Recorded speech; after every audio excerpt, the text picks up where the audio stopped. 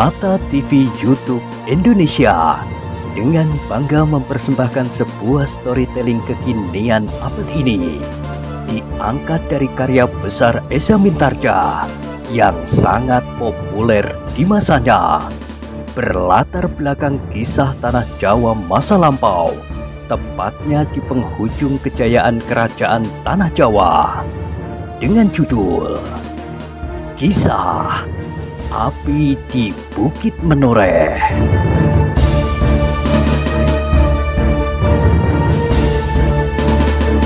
Pada kesempatan yang sangat baik ini, kita masuk pada episode yang ke-234.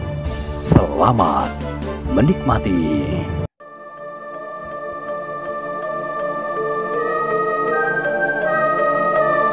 Pada episode sebelumnya telah diceritakan, kawannya terdiam sejenak. Ia tidak segera mengetahui maksudnya. Hubungan antara Sidanti dan Bebotohan itu tidak begitu jelas baginya. Karena itu maka ia bertanya, apakah yang akan dilakukan Ki Argopati setelah Sidanti mutung? Apakah dengan demikian ia akan membiarkan saja segala macam bentuk perjudian itu? Atau Sidanti mutung karena Sidanti sendiri menghendaki hal itu dibiarkan saja, sedang ayahnya menghendaki lain? Demikianlah diantaranya, jawab orang yang bertubuh besar tinggi dan berkumis jarang itu. Sidanti memang tidak sependapat dengan ayahnya dalam banyak hal, sedang Ki Argojoyo menganggap bahwa Sidanti berada di pihak yang benar. Demikianlah Sidanti meninggalkan rumahnya bersama gurunya, tetapi ia tidak kembali ke perguruannya karena ia ingin mengabdikan diri kepada tanah perdikan ini. Aku menjadi semakin tidak mengerti. Oh, kau memang terlampau bodoh. Kau hanya dapat memanjat pohon kelapa dan deres, kemudian membuatnya menjadi gula kelapa. Selebihnya tidak. Mungkin kau benar, tetapi aku ingin tahu apakah yang sebenarnya akan terjadi di sini. Sidanti adalah putra Ki Gede Menoreh yang berhak atas tanah ini. Bukankah begitu? Iya. Dan ia sudah tidak dapat sesuai lagi dengan pendirian ayahnya. Iya. Tidak ada orang lain yang berhak untuk memegang pimpinan di sini di atas tanah Menoreh selain Trah Ki Argopati. Bukankah begitu? Iya. Nah, seharusnya kau sudah tahu, kita tidak senang dengan cara Ki Argopati memerintah. Kini telah ada di tanah ini Sidanti yang mempunyai hak pula atas tanah ini. Jelas. Oh, wajah orang itu menjadi merah, katanya dengan nada yang tinggi. Jadi kau membayangkan bahwa akan terjadi benturan antara ayah dan anak? Kau membayangkan bahwa Sidanti akan gigih mongso mempercepat hak itu turun kepadanya, kalau perlu dengan kekerasan? Bukan begitu, jawab kawannya. Tetapi apabila terpaksa begitu, ya apa boleh buat? Tidak mungkin. Tiba-tiba kawannya itu hampir berteriak sehingga keduanya terhenti. Itu tidak mungkin. Ki Argopati adalah lambang keteguhan tanah perdikan ini. Ia berdiri tegak di dalam keyakinannya seperti bukit-bukit karang itu. Tidak akan goyah oleh apapun. Tidak seorang pun yang berhak mendorongnya ke samping. Putranya laki-laki itu pun tidak. Orang yang bertubuh besar dan tinggi itu terkejut. Kemudian katanya, "Kenapakah kau ini? Aku hanya sekedar mengatakan bahwa aku mengharapkan pembaharuan di dalam pemerintahan di tanah perdikan ini. Aku mengharap bahwa aku tidak merasa dikejar-kejar lagi apapun yang akan aku lakukan. Kau kira bahwa aku berpendirian demikian itu hanya seorang diri? Katakan siapa yang lain?" Patra, Busik, dan masih banyak lagi. Kawannya berbicara itu mengerutkan dahinya. Kabar ini adalah kabar yang aneh baginya, dan kabar yang demikian itu pasti sudah tersebar di seluruh tanah Perdikan Menoreh. Tanah yang selama ini hampir tidak pernah dilanda oleh persoalan-persoalan yang mencemaskan, selain kerja keras untuk kepentingan bersama. Hanya kadang-kadang terjadi benturan-benturan perasaan apabila Argopati terpaksa sedikit berbuat kekerasan untuk mencegah akibat buruk dari segala macam taruhan dan perjudian.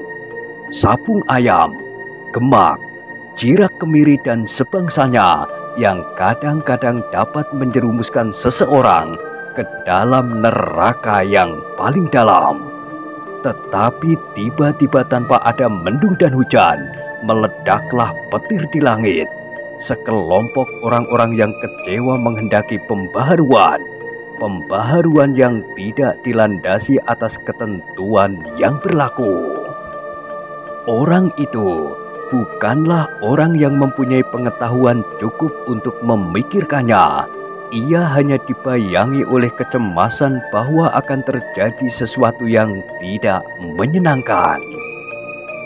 Ia hanya tahu bahwa Ki Argopati adalah seorang yang baik, karena ia bukan seorang yang sering mempertaruhkan nasibnya dengan segala macam cara. Yang ditempuhnya untuk mendapatkan perbaikan adalah dengan kerja. Ya, kerja.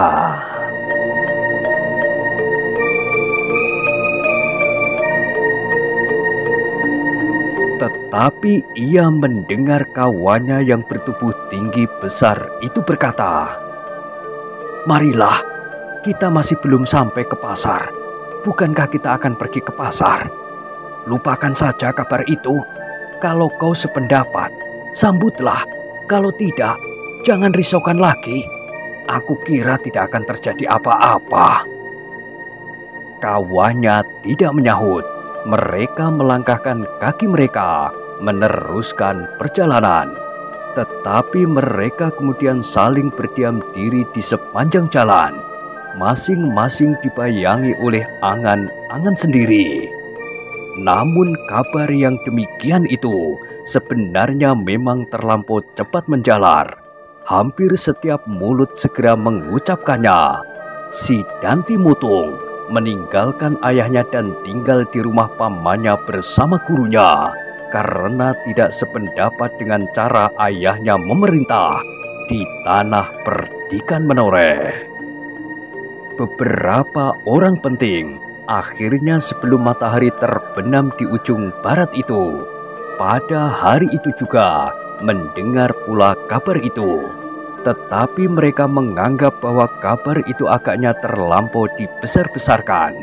Memang mungkin sekali terjadi perselisihan pendapat antara ayah dan putranya yang sudah dewasa. Tetapi perselisihan itu pasti hanya akan berlangsung sementara.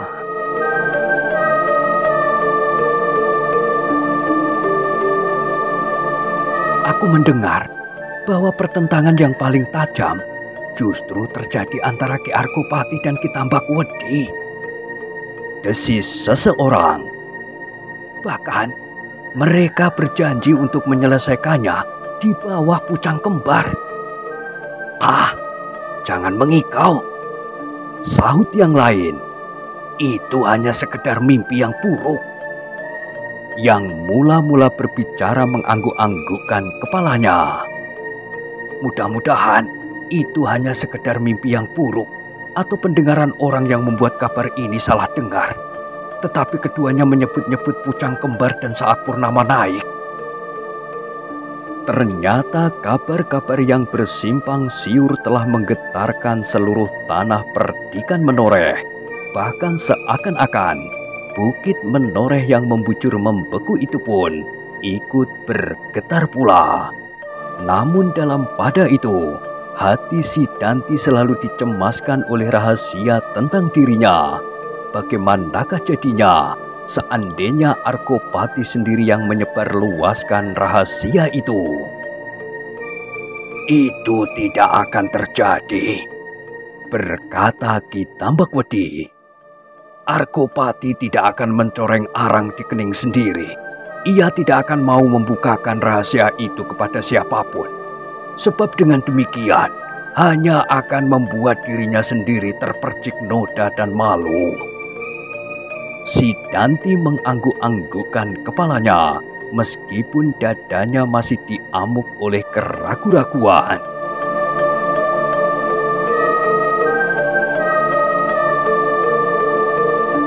Tetapi dugaan Ki Tambakwedi itu ternyata tidak salah. Arkopati berusaha menutup rahasia itu serapat-rapatnya. Dipesankannya kepada Pandanwangi untuk menyimpan rahasia itu di dalam hatinya. Rahasia keluarga mereka yang telah dipendamnya bertahun-tahun. Bagaimana kalau Ki Tambakwedi sendiri yang membuka rahasia ini, Ayah? Bertanya Pandanwangi. Aku kira tidak, Wangi. Setidak-tidaknya untuk sementara ini, aku mempunyai dugaan yang kuat bahwa si Danti dan Ki Tambakwedi masih tetap berkepentingan. Apabila orang-orang menoreh menganggap ia sebagai anakku, ia akan berhak sepenuhnya atas tanah ini. Tetapi, bukankah semua orang menganggap bahwa yang kelak akan mewarisi tanah ini adalah si Danti, Ayah?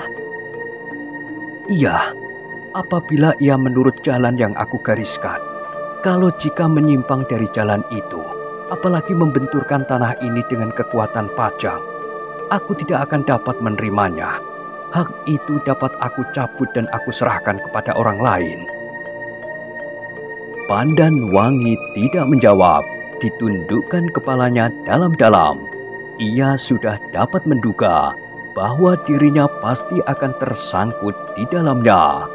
Putri Arkopati sebenarnya ternyata hanya satu, dirinya sendiri. Dan sejenak kemudian, ia mendengar ayahnya berkata, Wangi, apabila si Danti hanya menurut kehendaknya sendiri, atau menurut kehendak gurunya yang melonjak-lonjak itu, aku kira aku tidak akan dapat mengikutinya. Terpaksa aku melepaskan mereka bertindak sendiri. Pandanwangi masih belum menjawab. Karena itu, aku memerlukan kau, Wangi. Aku mengharap supaya kau dapat melepaskan dirimu dari himpitan perasaan. Aku mengharap kau dapat mempergunakan nalar sejauh-jauh mungkin. Meskipun kau seorang gadis, tidak ada lain yang dapat membantu aku dalam setiap keadaan kecuali kau.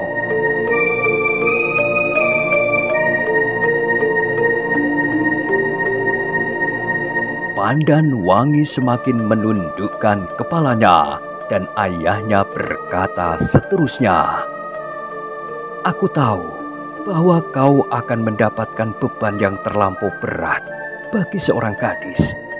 Tetapi aku minta keikhlasanmu untuk melakukannya karena aku tidak melihat orang lain. Terasa dada gadis itu berdesir.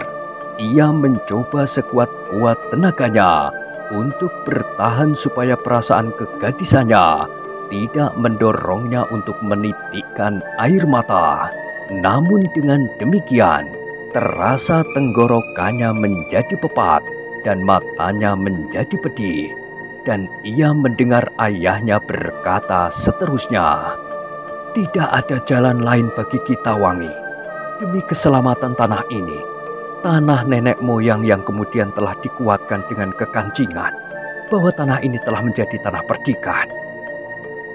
Pandanwangi mengusap wajahnya dengan tangannya. Keringat dingin terasa membasahi punggungnya. Kalau kau sudah bersuami, Wangi, maka keadaannya akan berbeda.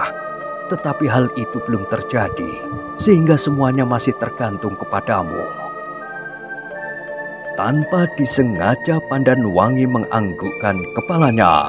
Tiba-tiba terasa hatinya dirayapi oleh getaran yang semula tidak begitu dikenalnya. Tetapi lambat laun menjadi semakin jelas baginya bahwa getaran itu adalah getaran tekadnya untuk berbuat seperti yang dikatakan oleh ayahnya. Tidak ada kesempatan lagi untuk merajuk dan bermanja-manja. Di hadapannya terbentang tanah garapan yang hampir menjadi kering. Memang sekilas-sekilas melintas wajah ibunya yang sejuk dan dalam, sorot mata yang suram dan senyum yang terlampau lembut. Tetapi kini diketahuinya bahwa di balik sorot mata yang suram dan senyum yang terlampau lembut itu tersembunyi penyesalan tiada taranya, penyesalan yang menjerat hidupnya. Perlahan-lahan Pandan Wangi mengangkat wajahnya dan ayahnya berkata seterusnya, "Tetapi aku masih mempunyai banyak harapan, Wangi, bahwa segalanya akan dapat diselesaikan dengan baik." Tetapi suara Pandan Wangi terlampau dalam. "Bagaimana dengan janji ayah dan Kitambak Wedi bahwa pada saat purnama naik akan bertemu di bawah pucang kembar itu lagi?" Ayahnya berdesah. "Kenangan yang paling pahit, tetapi aku mengharap Tambak Wedi akan berbuat jujur seperti pada masa mudanya. Kita menyelesaikan persoalan pribadi dengan cara jantan." "Tetapi..." Suara Pandan Wangi terputus. "Aku tahu, Wangi, kau ingin tahu apakah yang seharusnya kau lakukan dalam keadaan dan kemungkinan yang paling parah." Pandan Wangi tidak menyahut. "Karena itu, kau harus dapat berdiri di atas kedua belah kakimu. Meskipun kau seorang gadis, kita masih mempunyai waktu beberapa hari, Wangi. Yang beberapa hari ini harus kau pergunakan sebaik-baiknya, supaya kau memiliki bekal yang cukup untuk membentuk dirimu kelak, meskipun tanpa tuntunan seorang guru pun." "Ayah," Pandan Wangi memotong, "aku hanya mengatakan apabila kemungkinan itu harus terjadi, sebab semuanya tergantung kepada Yang Maha Kuasa. Kita wajib berusaha, namun ketentuan terakhir berada di tangannya." Sekali lagi Pandan Wangi terdiam. "Kau sudah mempunyai pengetahuan serba sedikit untuk itu. Karena itu, maka kita harus mempergunakan waktu sebaik-baiknya." Pandan Wangi tidak menjawab. Argopati pun kemudian sejenak berdiam diri. Dicarinya kemungkinan yang paling baik yang dapat dilakukannya bersama satu-satunya putrinya, Pandan Wangi. Pandan Wangi tidak segera menjawab. Ia masih belum dapat meredakan pergolakan yang bergulat di dalam dadanya. Benturan-benturan perasaan dan nalar, benturan-benturan tanggapan dan bayangan tentang masa-masa depan selalu mengganggunya, sehingga sulitlah baginya untuk dapat mengerti apakah sebenarnya yang dikehendakinya sendiri.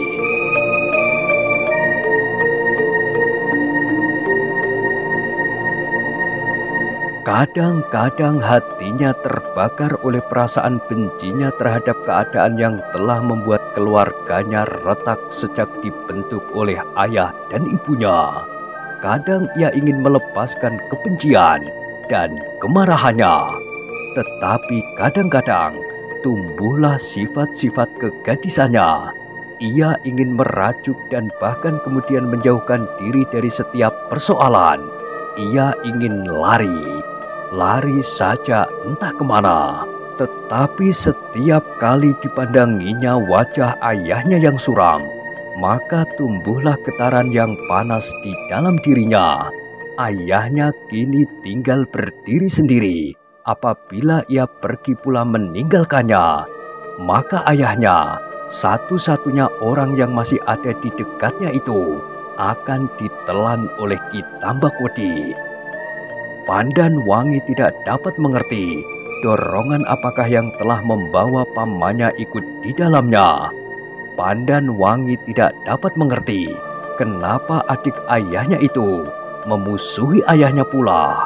Seharusnya Argojoyo ikut pula mendendam bahwa Ki Tambakwedi telah menodai kemulusan keluarga kakaknya itu. Tetapi yang terjadi adalah sebaliknya. Argopati telah mendengar pula apa yang bergolak di dalam daerahnya dalam waktu yang terlampau singkat.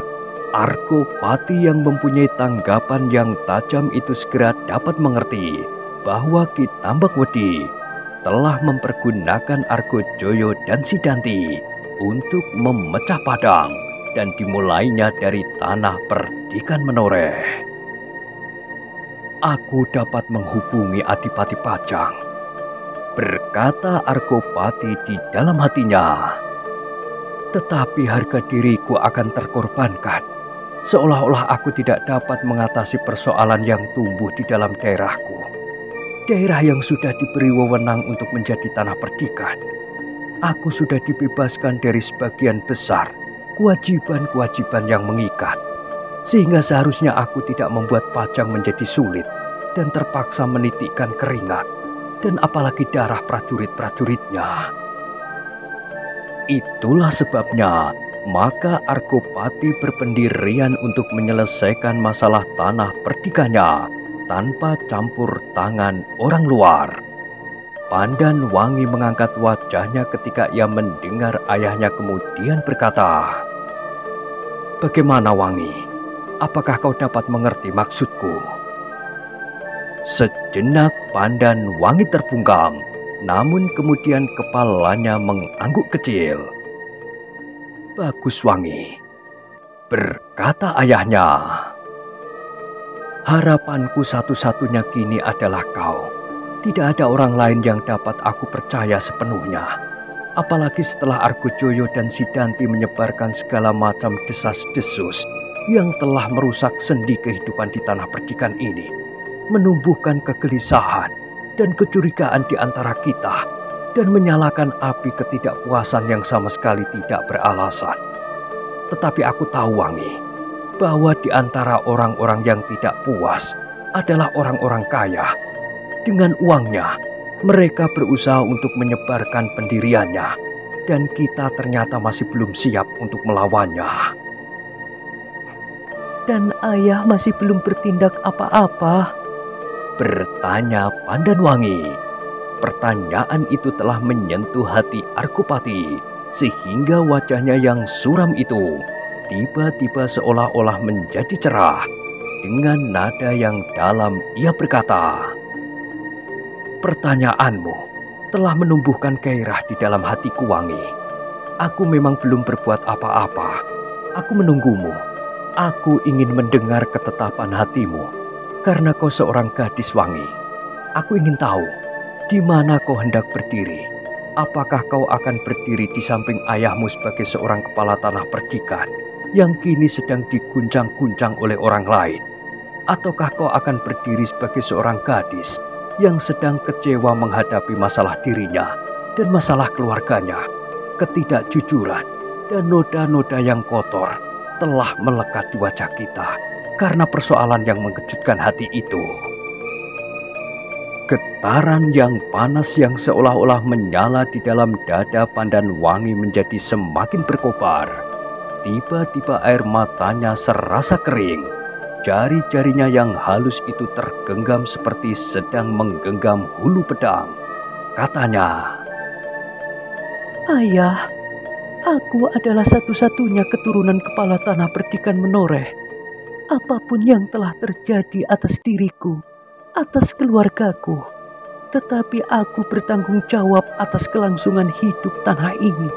Karena itu, aku akan berdiri di samping ayah sebagai seorang putra satu-satunya kepala tanah perdikan Menoreh. Akulah Trah Argopati yang berhak atas tanah ini." Dada Argopati menjadi berdebar-debar karenanya, dan ia mendengar anak gadisnya itu berkata seterusnya, "Aku sama sekali tidak diburu oleh nafsu untuk merampas hak atas tanah ini dari Kakang Sidanti. Tetapi aku dihadapkan pada keadaan yang meskipun tidak aku kehendaki, Kakang Sidanti telah melawan ayah sebagai kepala tanah perdikan Menoreh bersama Paman Argojoyo dan Ki Tambakwedi.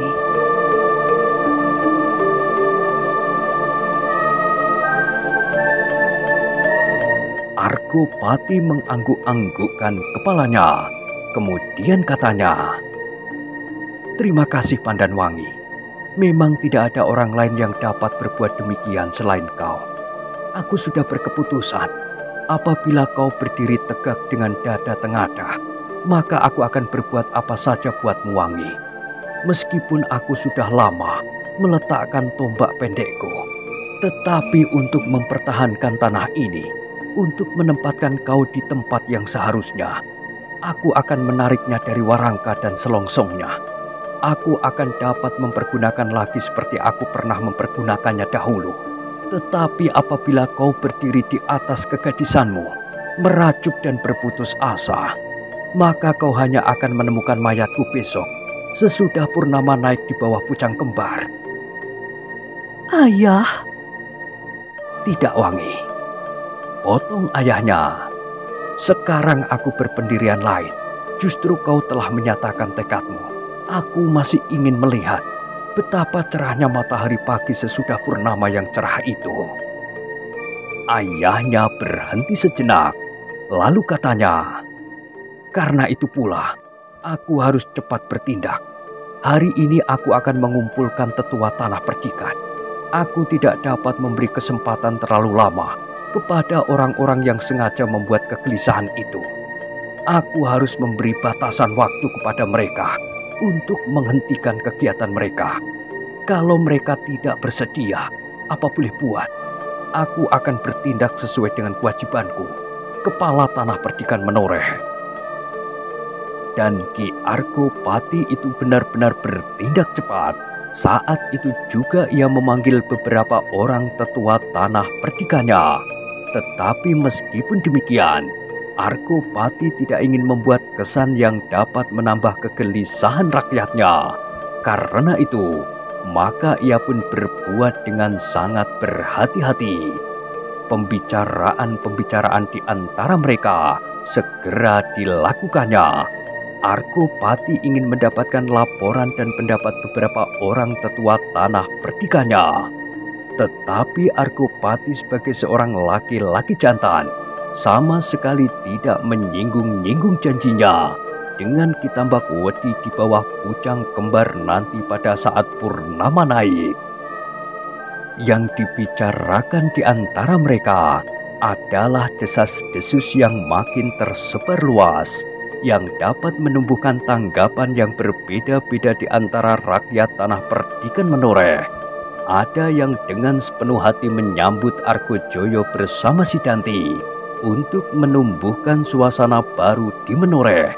Tetapi ada pula di antaranya yang berkata, "Kami tidak ingin terjerumus ke dalam neraka yang paling jahanam. Seandainya benar kata orang bahwa Sidanti telah kembali bersama gurunya untuk memberikan nafas baru di daerah ini, maka kami harus menentangnya. Argopati adalah seorang pemimpin yang terbaik yang pernah kami kenal. Apabila Sidanti ingin menjadi seorang pemimpin yang baik, ia harus belajar dari ayahnya. Jangan sebaliknya, justru memusuhinya." Dan yang lain berkata, "Anak durhaka, apakah ia tidak sabar menunggu sampai saatnya ia menerima waris itu dengan sah menurut ketentuan yang seharusnya?" Namun di antara sekian banyak orang-orang yang menganggap bahwa Sidanti telah berbuat kesalahan, ada juga yang dengan acuh tidak acuh menunggu apa yang akan terjadi di tanah perdikan Menoreh. Di antara mereka berkata, "Itu adalah urusan mereka. Bagiku lebih baik menunggu saja apa yang akan terjadi sambil melihat arah angin yang sedang bertiup." Demikianlah, maka suasana tanah perdikan itu benar-benar telah diguncangkan oleh kabar-kabar itu. Meskipun tampaknya di permukaan masih juga tenang dan seperti biasa, tetapi di antara orang-orang yang merasa tidak senang terhadap perlakuan Argopati, segera mengadakan pertemuan-pertemuan rahasia, berbicara berbisik-bisik. Mudah-mudahan Pra Argopati yang masih muda itu memenuhi harapan kita, berkata salah seorang dari mereka. Apakah kita hanya cukup berharap? Tidak, kita harus berbuat sesuatu. Banyak yang setia kepada Argopati yang sekarang. Yang lain tertawa, katanya, biarlah Argopati membuat rumahnya berbentang baja. Kita sebarkan emas di halaman, maka benteng baja itu pasti akan pecah oleh rakyat yang justru sebelumnya setia kepadanya. Beberapa orang yang lain mengangguk-anggukkan kepalanya, berkata salah seorang dari mereka, kalau begitu, kita temui Sidanti. Kita taruhkan harapan kita kepadanya, supaya kita tidak terlalu dihantui oleh sikap Argopati yang memuakkan itu. Tetapi ternyata semua bisik-bisik itu sampai juga ke telinga Argopati. Dan bisik-bisik yang demikian itulah yang dibicarakan oleh Argopati dengan beberapa orang tetua, pemimpin dan agul-agul di tanah perdikan Menoreh. Apa yang harus aku lakukan? Bertanya salah seorang pemimpin pengawal tanah perdikan itu. Kita tidak boleh tergesa-gesa. Kita harus melihat setiap perkembangan dengan seksama, jawab Argopati. Lalu katanya, jangan membuat rakyat semakin gelisah. Semua gerakan harus dibuat sandi. Pemimpin pengawal itu mengangguk-anggukkan kepalanya. Katanya, tetapi Ki Argojoyo agaknya sudah jauh bertindak. Beberapa kelompok pengawal telah berada di pihaknya, dan beberapa kelompok anak-anak muda telah dipengaruhi pula oleh Sidanti. Argopati mengerutkan keningnya. Ia memang sudah menyangka bahwa akibatnya akan sampai sekian jauh. Tetapi ia masih juga berkata, aku tahu, tetapi aku masih ingin mencoba untuk menyelesaikan masalah ini dengan baik. Sekian lama kita bekerja keras untuk membangun tanah ini. Apakah sekarang kita akan membiarkan tanah ini terbelah? Apakah kita akan membiarkan rakyat kita hancur oleh kita sendiri?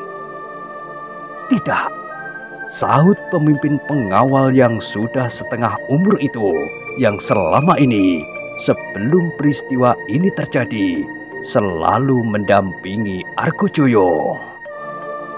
Kami tidak menghendaki, tetapi kalau kami tidak bertindak cepat, maka keadaan pasti akan menjadi semakin parah.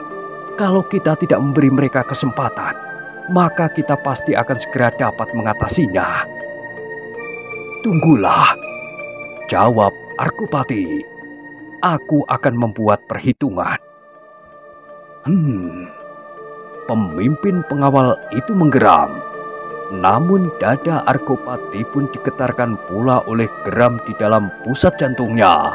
Tetapi nalarnya masih cukup kuat untuk membuat pertimbangan yang bagi pemimpin pengawal itu dianggapnya terlampau lamban.